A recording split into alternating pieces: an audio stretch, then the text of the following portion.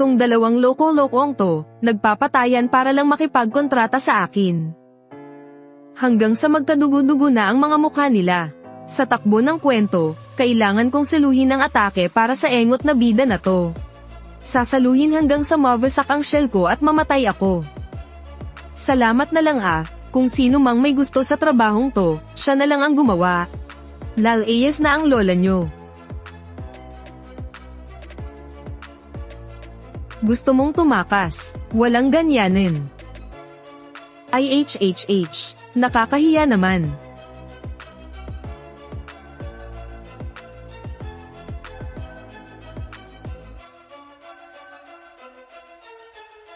Hoy loko, huwag mong hatakin ang ulo ko.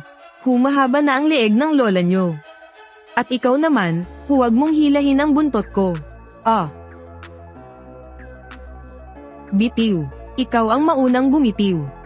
Pwede bang ako na muna ang bumitiw? Guguho na ang lugar na to. Bitiwan mo muna. Tumakas muna tayo bago maglaban. Kung sino ang manalo, siya ang makikipagkontrata kay Xuanwu. Sige, ayos yan.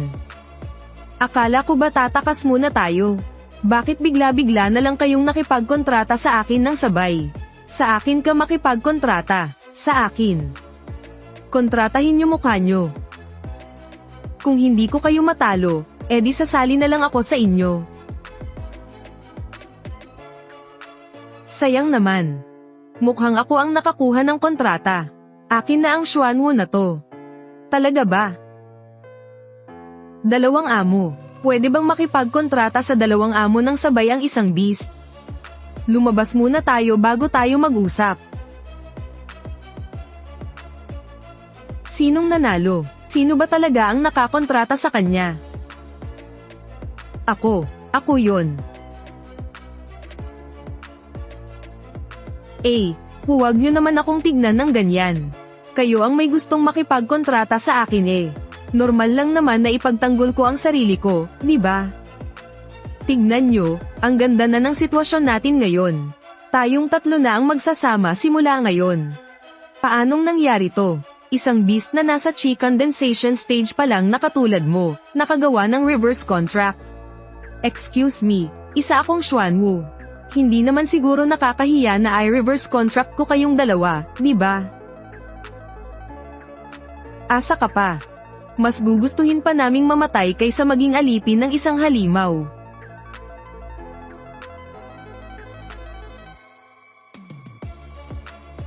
Mas mabuting humingi tayo ng tulong sa sekta.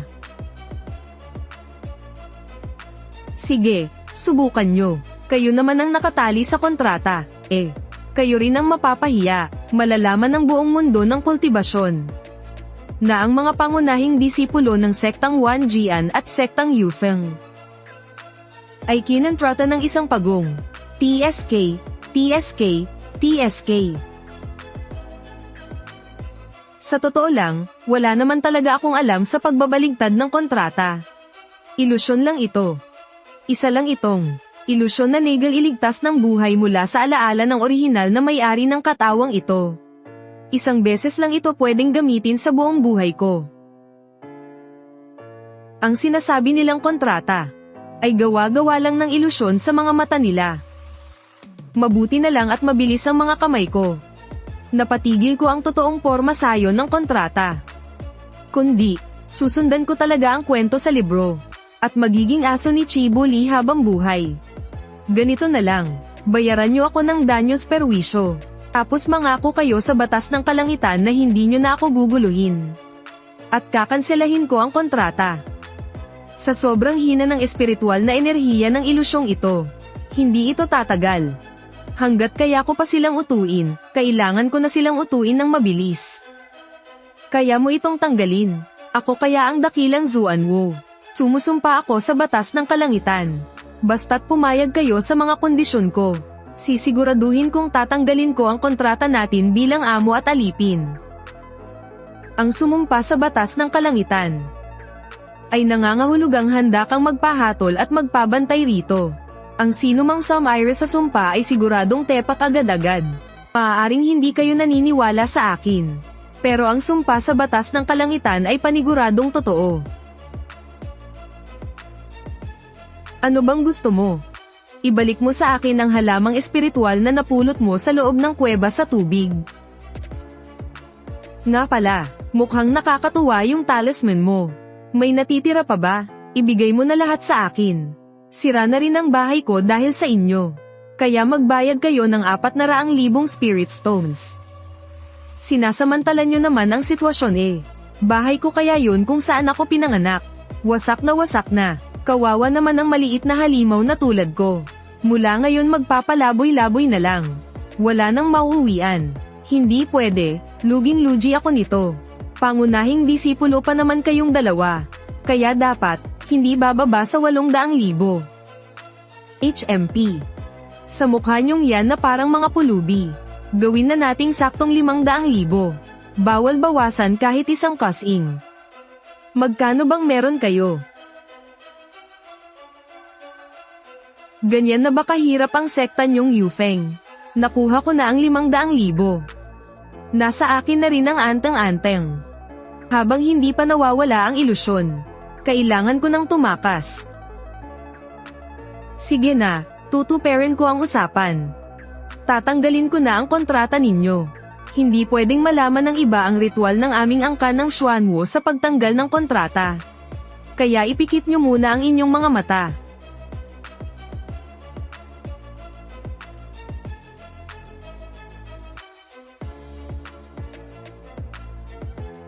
Kailangan ng alchemy ko para gumawa ng Paeldores. Kung maghahanap ako ng gagawa bitbit ang mga halamang gamot, paniguradong mapapasok na naman ako sa isang kontratang amo at alipin. Pagpapalitan nyo lang naman to, di ba? Ako na lang ang gagawa. Bahala na kung magtagumpay o mabaygo. Salin ang mga sangkap, pakuluan, at patigasin para maging Paeldores. Parang naghuhugas lang ng gulay at nagigisa sa kawali ah. Marunong naman akong magluto. Siguro naman pwede tong kainin, no? Bahala na, mamatay ng maaga o huli, parehas lang. Mabuti pang lasunin ko na lang ang sarili ko ngayon. Ang sarap, lasang wasabi. Grabe ang sipa sa unang kagat.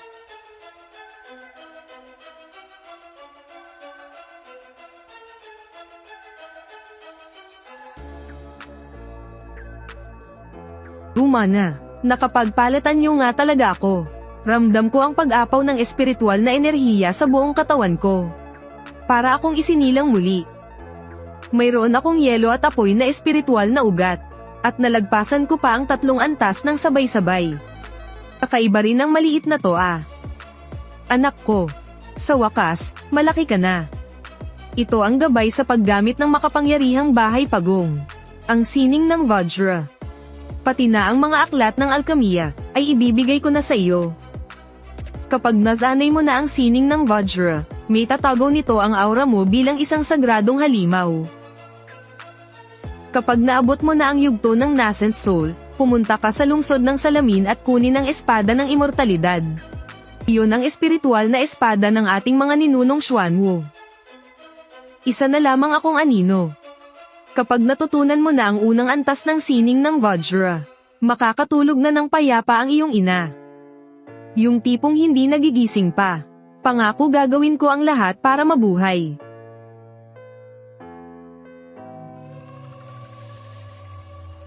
Huwag kang matakot, isa lang akong lagalag na kultibador na nagdaraan. Nakita kong masyadong delikado ang pag-akyat mo ng lebel ng mag-isa. Kaya binantayan kita ng 5 araw.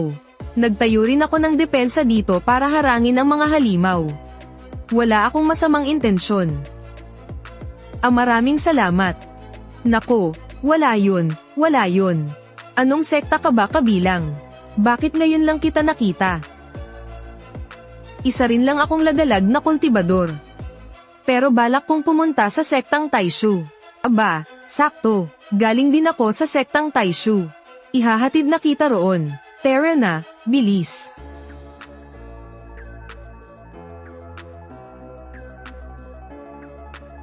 Ito ba talaga ang sektang Taishu? Bakit parang walang tao? Padilim na kasi ang langit. At magsasara na rin ang pagtanggap ng mga bagong disipulo. Kaya malamang walang tao. Magpalista ka na, bilis. Gusto mong pumasok sa sekta, di ba? Ipasok mo lang ang espiritual mong enerhiya at isulat ang pangalan mo. Tapos, opisyal ka nang nakarehistro. Ngayong nakasulat na ang pangalan mo, kabilang ka na sa sektang Yufeng. Hindi ka na pwedeng umalis ng basta-basta mula ngayon, alam mo naman ang patakarang iyon, di ba? Ah, opo, alam ko. Teka Euro, sinabi mo bang sektang Yufeng to? Nanguto ka na naman ng bata gamit ang pangalan ng ibang sekta. Kapag nalaman yan ni nakatatandang kapatid, siguradong parurusahan ka na naman niyang kumopya ng mga libro.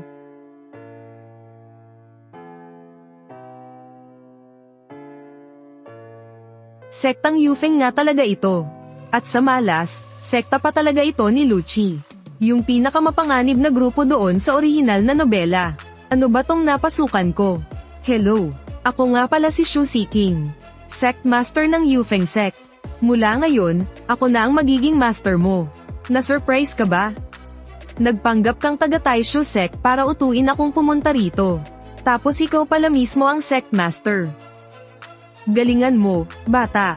Balang araw, magiging iyo rin ang buong lupain ito. Kukunin kitang personal na disipulo ko. Master, yan din eksakto ang sinabi mo sa akin nung unang pasok ko sa sekta. Talaga ba? Wala na akong matandaan eh. Yung mismong manloloko, naisahan din sa wakas. Bilog talaga ang mundo. Walang nakakatakas sa karma.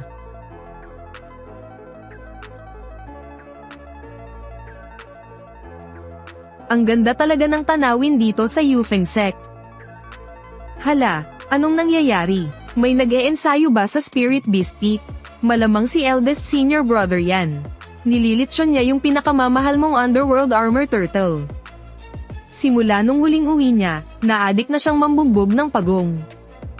6 na beses niyang inihaw sa loob ng 4 na araw. Yung underworld armor turtle ko.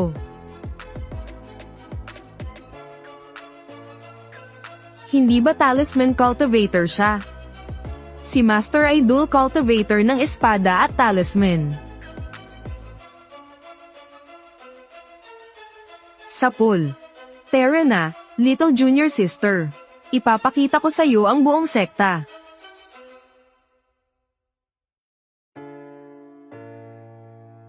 Sa original na libro, si Baiyu ay isang righteous cultivator na may matinding germophobia.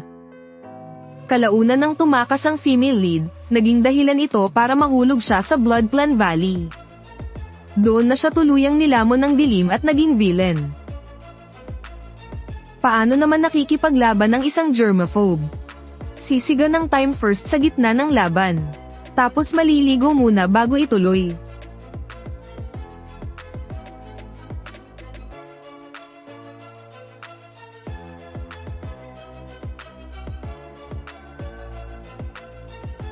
Ang weird ah.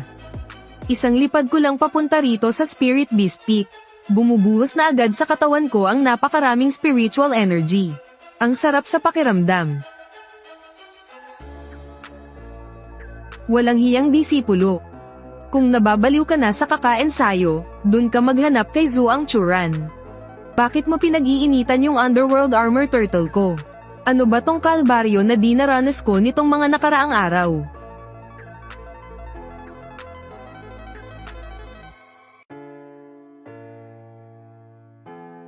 May na-recruit pala tayo ngayong taon.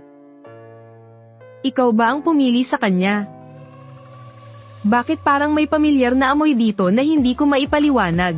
Siya pala ang bago nating bunsong disipulo ah. Sinubukan ko na ang kakayahan niya kanina. Mataas ang potensyal niya.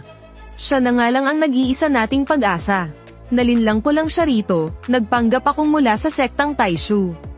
Kaya huwag na huwag niyo siyang aawayin, ha? Baka mabuli at tuluyang lumayas. Nalinlang lang para sumama. Ang tagal na rin nating walang bagong miyembro, di ba? At sa pagkakataong ito, isa pa siyang babaeng disipulo. Isang babae. Mabait kong disipulo, huwag ka nang magalit. Gusto mo, ipahiram ko ulit sa'yo itong maliit na pagong para ihawin. Bastos ka rin eh, no?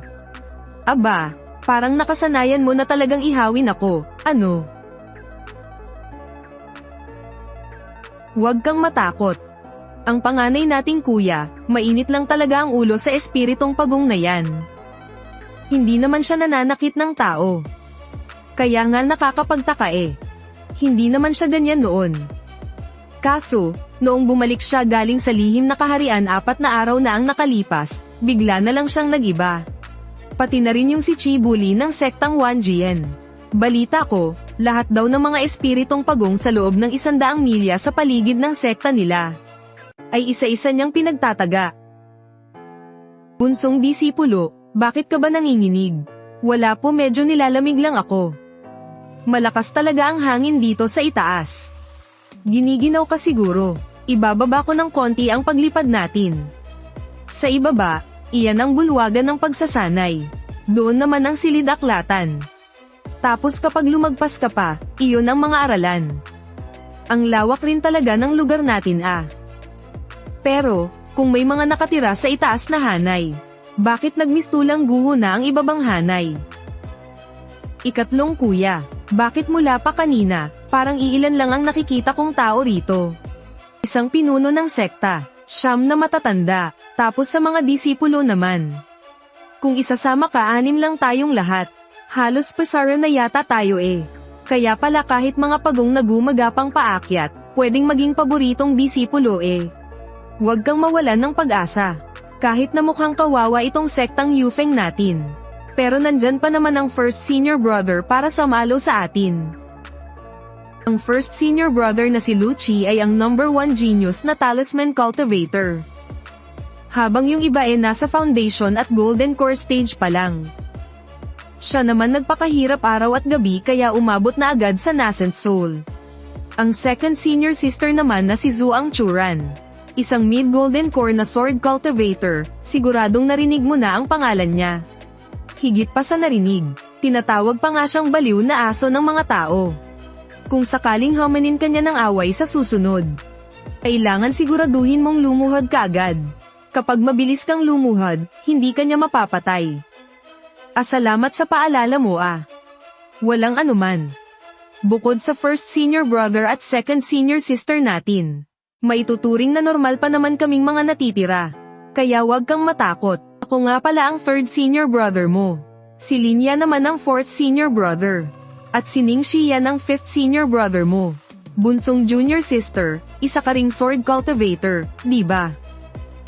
Nako, sayang paborito pa namang bugbugin ni second senior sister ang mga sword cultivator. Sa liit ng katawan mong yan, baka isang suntok ka lang sa kanya. 100 taon na ang nakalipas nung masugatan si Master habang nagbi-breakthrough. Habang tumatagal, lalo siyang bumabata. Sa 5 sekta, siya ang pinakamahina sa lahat. Tumutanggap lang kasi ng mga henyo ang sekta natin. Kaso, minamaliit naman tayo ng mga henyo. Kaya hindi nakapagtatakang malapit na tayong bumagsak. Nasabi ko na lahat ng kailangan mong malaman habang naglalakad tayo. May gusto ka pa bang itanong, junior sister? May pagkain ba dito sa sekta? 5 araw akong nagdusa ng mag-transform at mag-breakthrough ako, wala man lang akong nakaini isang butil ng bigas. Konti na lang talaga, bibigay na ang katawang lupa ko. Kakaunti lang ang mga disipulo ng Yufeng sect. Wala tayong kantin. Kapag nagutom ka, pumunta ka sa pill hall para humingi ng fasting pill sa 6th elder. HMM 10 spirit stones para sa isang Paeldores dito sa sekta, at tatagal yun ng 3 araw. Isang bote lang ang pwede kada buwan. Kung gusto mo talagang kumain ng totoong pagkain, bumaba ka ng bundok mag-isa mo. Nga wala man lang kainan dito. Matatanggap ko pa na naloko ako Matatanggap kong puro kontrabida ang mga tao sa sektang to. Matatanggap ko rin na maging cannon fodder lang. Pero hindi ko talaga matatanggap na bawal kumain. Junior sister, grabe ka naman. Karamihan naman sa mga naglilinang, Paeldores pampabusog lang ang kinakain. Tikman mo to, malutong yan. Oo nga, malutong. Mabuti naman at nagustuhan mo. Hindi nga ako gutom, totoo yun. Pero itong bibig ko, nalulungkot kasi, hindi lang naman pagkabusog ang nakukuha ko sa pagkain. Pati kaligayahan. Balita ko maraming masasarap sa paanan ng Spirit Beast Peak. Hahanapin ko na ang kaligayahan ko.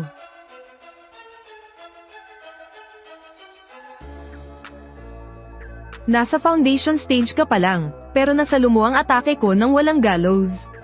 Junior sister, maglaban tayo. Makipagsabayan ng harapan kay third senior sister na nasa mid golden core stage. Isang taga lang ng espada niya, paniguradong basag ang turtle shell ko. Hindi ko siya kaya, kailangan kong magpaawa para mabuhay. Second senior sister, sige na, tapusin mo na ako. Ayoko na rin namang mabuhay, bakit naman?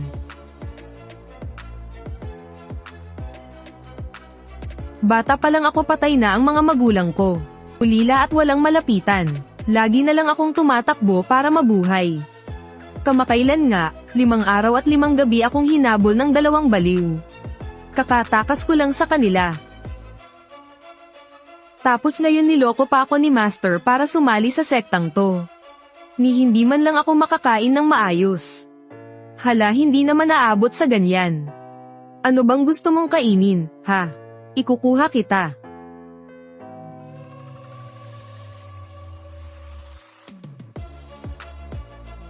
Siguradong itong espadang Jinghong niya ay hindi man lang sumagi sa isip buong buhay nito na balang araw, gagamitin siya para mag-ihaw ng manok.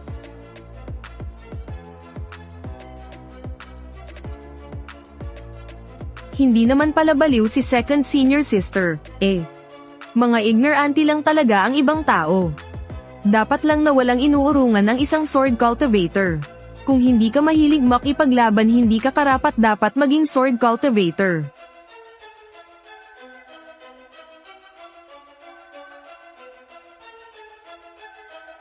Galingan mo, second senior sister. Lumipad ka ng mataas, senior sister. Susuportahan kita hanggang dulo. Yufeng sect, nakuha ko na ang una. Paniguradong nakakaloka ang magiging buhay ko sa sektang to na puro kontrabida.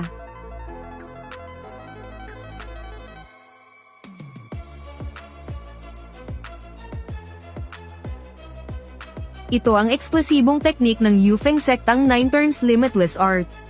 At maaari lang itong matutunan ng mag-isa. Huwag na huwag mong ipapaalam ito sa iba. Nakasulat ito sa orihinal na libro. Ang 9 na antas ng panloob na pamamaraang ito. Kahit ang ating guro noong kasagsagan ng kanyang lakas, hanggang sa ika-5 antas lang ang naabot. Subukan mo munang intindihin ito ng mag-isa. Kung may hindi ka maintindihan, itanong mo sa senior mo o sa mga elder ng sekta. May nakakadiring bagay.